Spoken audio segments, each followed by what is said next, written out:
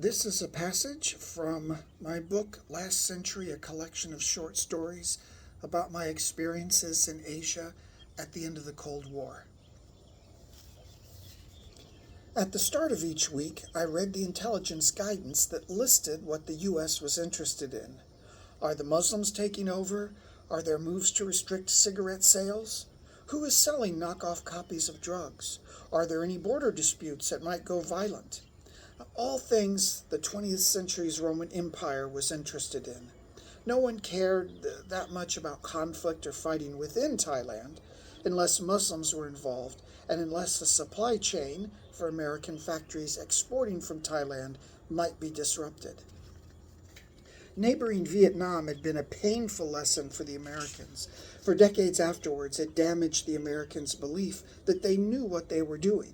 It challenged the assumption that hard work and sustained effort could solve any problem. Americans thought they were always the good guy, but Vietnam taught them that not only could the good guys lose, but the Americans might not be the good guys in the first place. And then a little later about U.S. Embassy people. The embassy types still thought that the Americans' view of common sense and motivations was universal. Thinking this is even a part of the Americans' egalitarianism, contending that all people are equal and thus the same in any culture. When Thais did things differently than expected, the embassy types chalked it up to them being ridiculous, uneducated, or corrupt. It was lucky there was no jungle war going on in Thailand, because the Americans would surely have lost it.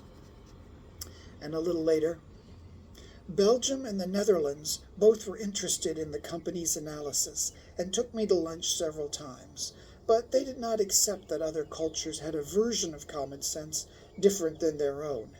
For example, the Thai police had given the embassy some preposterous story about the culprits of a bombing, and the embassy people were adamant that this was the true story. The real story was only in the Thai language press, not accessible to the insular embassy people.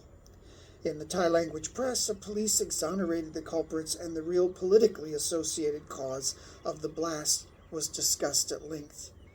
Faced with this, the Belgian embassy official sniffed, "We are only stationed here for 2 years, so it doesn't matter." This is from my book, Last Century. Lots of stories about experiences in Asia at the end of the Cold War.